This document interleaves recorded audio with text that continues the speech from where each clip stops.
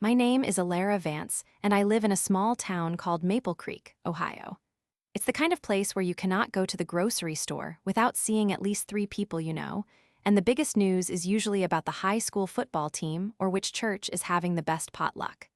For some, that might sound boring, but for me, it was perfect. I am 24 years old, and my brain is wired a little differently than most. I have autism, attention deficit hyperactivity disorder, and a healthy dose of anxiety to top it all off. It is not the easiest combination, but I have learned how to navigate the world in my own way. Routine is my friend. Predictability is my comfort blanket. That is why my job at the Donut was more than just a job, it was my sanctuary. The Donut is our town's best-kept secret. We are not a big chain, we are a local pizza place that makes everything from scratch. The sauce is simmered for hours with fresh herbs, the dough is hand-kneaded every morning, and the cheese is grated from giant blocks, not poured from a plastic bag. I was a delivery driver, but I did a bit of everything. I loved the rhythm of it. The smell of baking bread and garlic when I walked in, the weight of the pizza boxes in my hands, the familiar map of Maple Creek streets laid out in my mind. Each task was clear. Take the order, box the pizza, drive to the address, return. It was a loop of simple, satisfying actions that calmed the constant buzz in my head. I was good at my job. I was fast, I was efficient, and I never got lost. My manager, a man named Mike who was more interested in avoiding conflict than managing people, mostly left me alone, which was exactly how I liked it. My world was small, controlled, and peaceful. And then Brenda arrived. Brenda was 43, and on her first day, she was all smiles and sweet as honey compliments. She talked a lot about her church, her volunteer work, and how blessed she felt to find this job. For the first month, she seemed like a perfectly fine coworker. She was a little slow on the prep line, and she asked a lot of questions I had already answered, but I figured she was just learning. The first crack in her perfect facade appeared one Tuesday evening. I came back from a delivery and saw her standing by the dispatch computer, the screen that showed all the incoming online orders. She was not looking at the orders themselves. She was clicking on each one to check the pre-entered tip amount. I saw her squint, her lips purse in disapproval at a small tip, and then I saw her smile and nod at a generous one. At the Donut, the rule was simple: first come, first served. The next driver up takes the next delivery on the board, no matter where it is going or how much the tip is. What Brenda was doing was cherry-picking, waiting for the high-paying orders and letting the less profitable ones sit. It was not fair to the other drivers, and it was not fair to the customers who were waiting. I did not say anything to her directly. My anxiety kicked in at the thought of confrontation. Instead, I waited until the end of my shift and quietly mentioned it to Mike. He just sighed, running a hand through his thinning hair. "Okay, Alara, I will talk to her," he said in a tired voice. I knew then that nothing would really happen. A few weeks later, Mike called a mandatory driver meeting. He wanted to talk about delivery times and new store policies. The meeting was supposed to be 15 minutes. It lasted 45 because Brenda hijacked the entire thing. She somehow turned a discussion about new insulated bags into a long, winding sermon about her church's charity drive, her missionary trip from 10 years ago, and how we should all be more grateful in our lives. Mike just sat there looking helpless, while me and the other driver, a quiet guy named Leo, just stared at our shoes, waiting for it to be over. After that, I started noticing more things. She would leave her station a mess for the next person to clean up. She would take smoke breaks that lasted 20 minutes, leaving us short-staffed during a rush. And she kept checking the tips. I mentioned it to Mike again and then again. Each time, he would give me that same tired look and say, "I will handle it, Alara." But Brenda's behavior never changed. If anything, it got worse. She started acting like she owned the place, talking down to me and Leo as if we were children. She called me honey and sweetie in a voice that was dripping with condescension. I tried my best to ignore it, to focus on my routine, on the simple loop of tasks that kept me sane. I put on my headphones when I was folding boxes. I stayed in the driver's area as much as possible. I just tried to keep my head down and do my work. But the peace I had found at the Donut was slowly being poisoned. My sanctuary was being invaded. The final straw, the thing that shattered the fragile peace I had built, happened on a cold night in January. We were slammed. The phone was ringing off the hook, the printer was spitting out a constant stream of orders, and the ovens were running at full capacity. We were behind on dishes, and the sink was overflowing. I had a rare moment of downtime between deliveries and saw Brenda staring at the mountain of greasy pans with a look of pure disgust. Wanting to be a team player, I walked over. "I can help with those for a bit," I offered, rolling up my sleeves. She turned to me, her face tight with stress. "Oh, finally," she snapped. "Took you long enough." I was taken aback by her tone, but I started scrubbing a pan anyway. I have a very specific way of doing things, including washing dishes. I do them in a certain order, a system that is efficient and makes sense to me. I started with the pizza screens, then the sauce pots. Brenda was watching me, her arms crossed. "You are not doing that right," she said sharply. "You are supposed to do the big pots first to let the smaller things soak." I paused, my hands in the hot, soapy water. "This way is faster for me," I said, trying to keep my voice even. "It all gets clean in the end." She let out a short, nasty laugh. "Of course it is faster for you. What else would I expect from a retard?" The word hit me like a physical blow. It echoed in the small, steamy dish pit, louder than the clatter of pans or the hum of the ovens. Everything went quiet in my head. The buzzing from my ADHD, the anxious chatter, all of it just stopped. There was only a cold, white-hot rage. My hands started to shake. I carefully placed the pan I was holding back into the water, turned the faucet off, and dried my hands with deliberate, slow movements. I did not look at her. I could not. If I looked at her, I was not sure what I would do. Without saying a word, I turned and walked out of the kitchen, past the prep line, past Mike who called out, "Alara, you have a delivery up," and straight out the back door into the freezing night air. I stood there, my breath pluming in front of me, my heart pounding against my ribs. She had not just insulted me. She had taken my disability, the thing I fight against every single day, and she had twisted it into a weapon. She had used it to call me stupid, to dismiss me as a person. And she had done it in my sanctuary. At that moment, I knew that ignoring her was not an option anymore. This was a war, and she had just fired the first shot. My first attempt to solve the problem was a complete failure. The next day, I went into work early, determined to talk to Mike before my shift started. I found him in his small, cluttered office, staring at a stack of invoices. I closed the door behind me and took a deep breath. "Mike," I started, my voice trembling slightly. "I need to make a formal complaint about Brenda. Yesterday, she called me a retard." I said the word out loud, and it felt just as ugly as when she had said it. Mike looked up from his paperwork, his expression shifting from tired to uncomfortable. He took off his glasses and rubbed his eyes. "Alara, are you sure? That is a very serious accusation. Maybe you misheard her. It was really loud in the kitchen last night." The gaslighting began immediately. I felt a fresh wave of anger. "I am absolutely sure, Mike. There is no way I misheard it. She said it right to my face because I was not washing the dishes the way she wanted me to." He sighed, that same deep, world-weary sigh he always used when he did not want to deal with something. "Okay, look, I will talk to her. I will tell her that kind of language is not acceptable here. We have a zero-tolerance policy, you know?" He sounded like he was reading from a script. I stood my ground. "A talking to is not enough, Mike. What she said was hateful. It is a slur. And this is not the first time I have complained about her. The tip-checking, the long breaks, the attitude. You have not done anything." He put his glasses back on and looked at me over the rims. "I have given her verbal warnings, Alara." "And what has that accomplished?" I asked, my voice rising. "She is still doing all of it, and now this, she needs to be fired." Mike flinched at the word fired. It was the one thing he would do anything to avoid. "I cannot just fire someone based on one person's word against another's, Alara. It is not that simple. There is a process. Human resources has to get involved. It gets messy." In other words, it was too much work for him. He promised again to have a serious conversation with Brenda, and I left his office feeling completely defeated.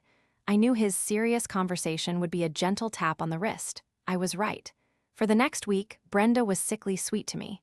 "Oh, good morning, Alara, honey. Did you sleep well?" she would chirp when I walked in. She was being performatively nice, and it was almost worse than her usual condescension. She was trying to prove to Mike that she was a saint, and I was just an overly sensitive troublemaker. The situation got even worse because of our assistant manager, Carl. Carl was a man in his late 30s with greasy hair and a smile that never quite reached his eyes. He made my skin crawl. He was always finding excuses to stand too close, to put a hand on my shoulder, to give me creepy compliments like, "You look pretty when you are focused, Alara." I always made sure to keep my distance from him. Carl loved Brenda. He thought her church lady act was the most charming thing in the world. He was the one who was supposed to enforce the rules when Mike was not there, but he let Brenda get away with murder. I started keeping a small notebook, documenting everything. I was determined to build a case that Mike could not ignore. A few months passed. My notebook was filling up. On June 22nd, Brenda's shift started at 4 o'clock in the afternoon. She clocked in at 4:32. I watched Carl see her walk in late, and he just smiled and said, "Tough traffic, huh, Brenda?" All she got was what the company called a word-of-mouth warning, which was basically nothing. 2 days later, on June 24th, she was even later. Her shift started at 4. She strolled in at 4:50, a full 50 minutes late, holding a coffee from the fancy cafe across town. This time, she got no warning at all. Carl just helped her put her apron on. I felt like I was losing my mind. I was following all the rules, working hard, and being treated like I was invisible. Brenda was breaking every rule in the book, and she was being rewarded for it. The stress was starting to get to me. My anxiety was through the roof. I started having trouble sleeping.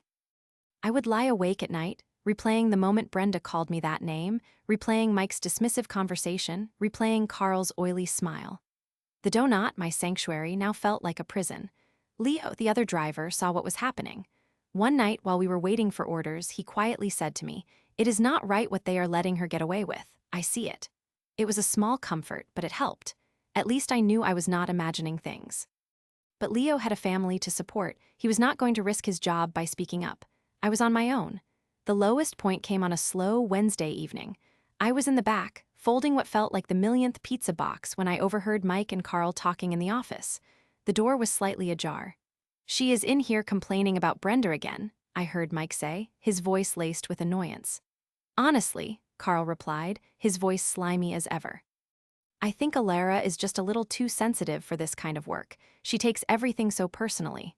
Brenda is a sweet lady, she would not hurt a fly."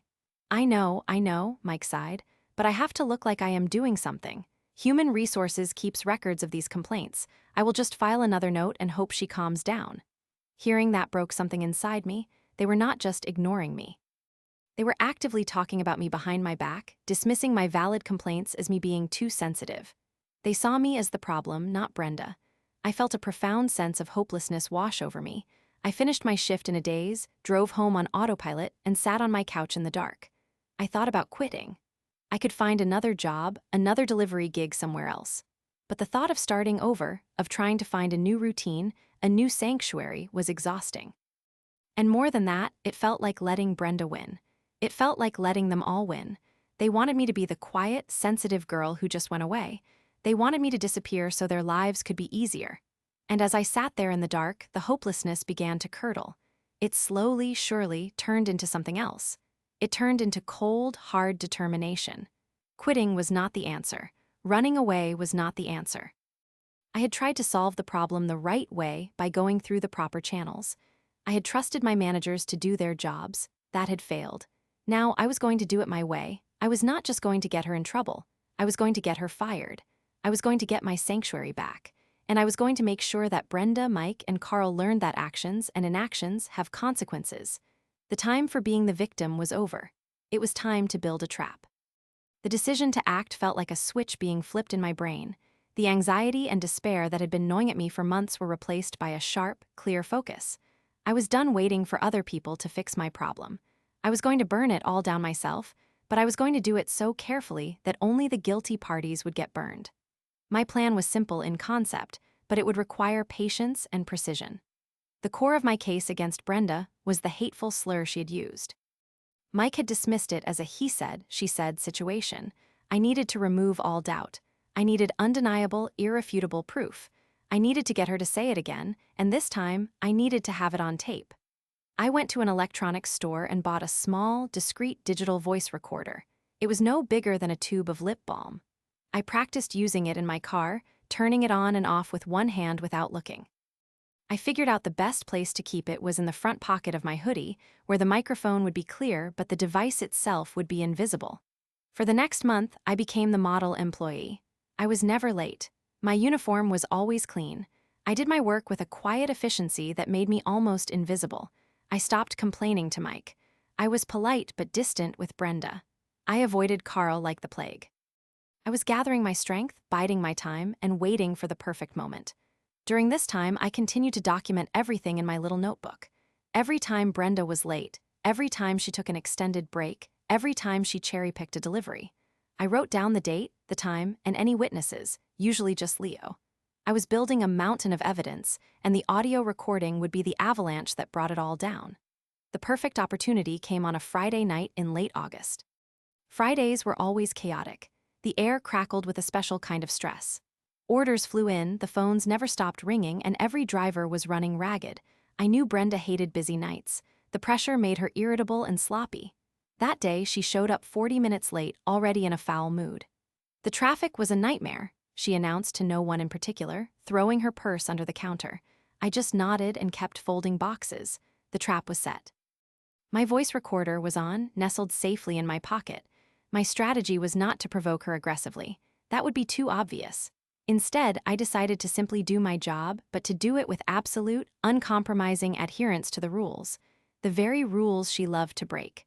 Around 7 o'clock, we hit the peak of the rush. The delivery board was a solid wall of red tickets. I was the next driver up. I walked over to the board and took the top ticket.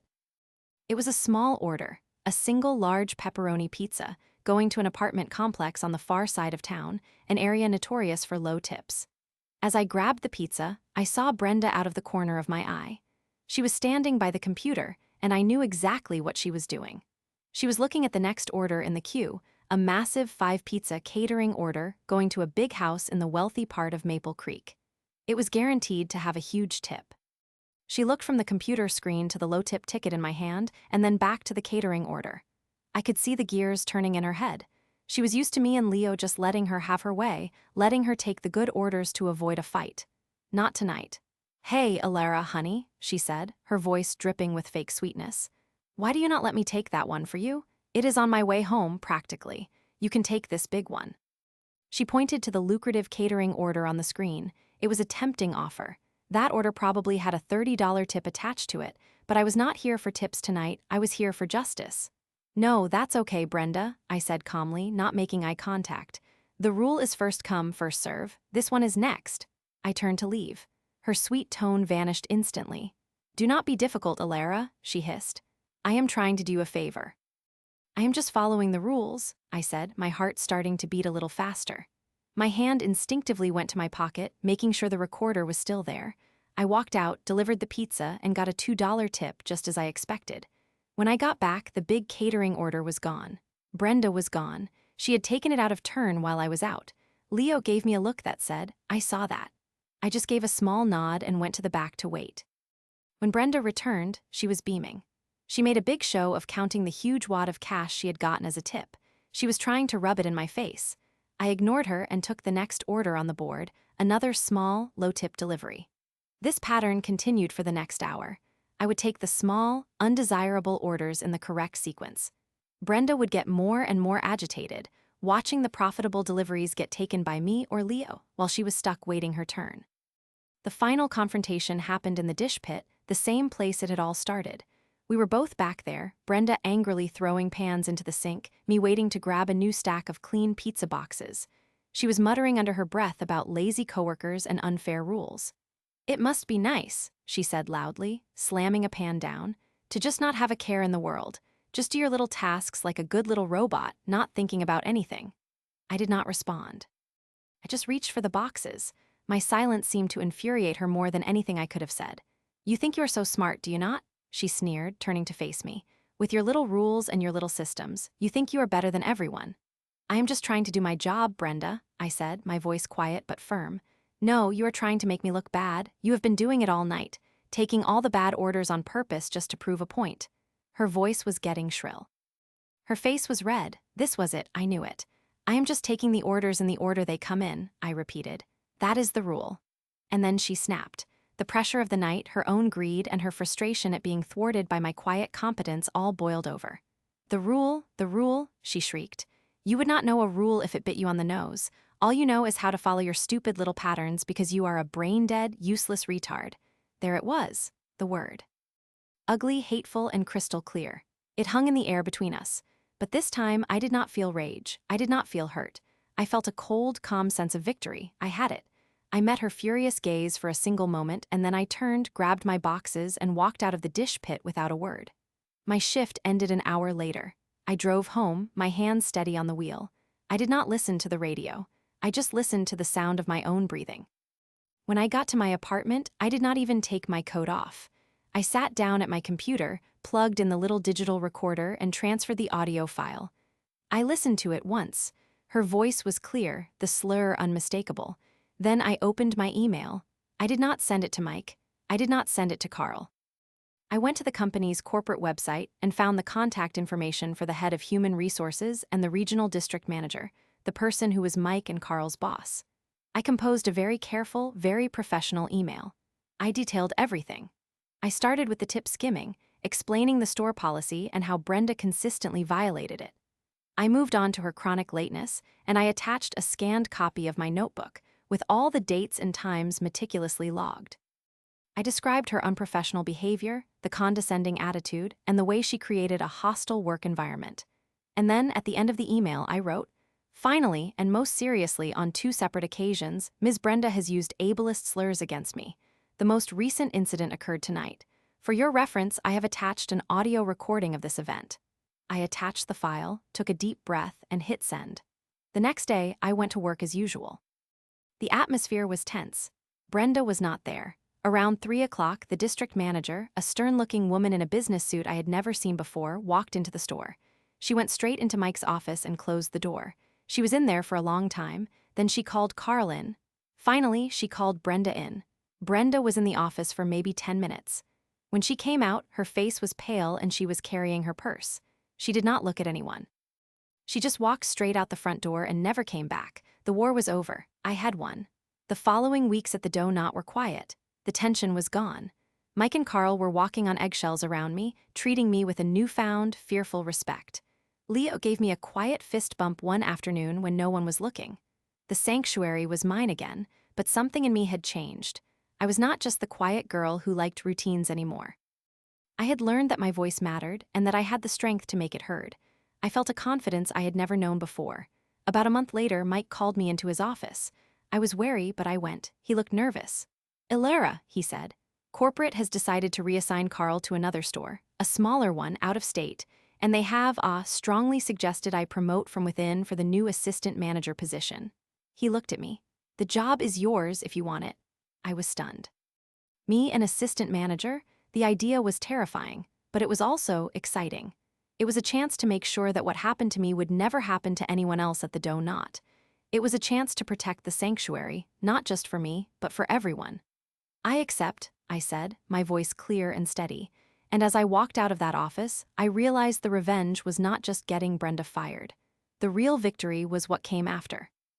I had not just reclaimed my safe space, I had been given the power to shape it, to make it better. I was not the victim of the story anymore. I was the one in charge.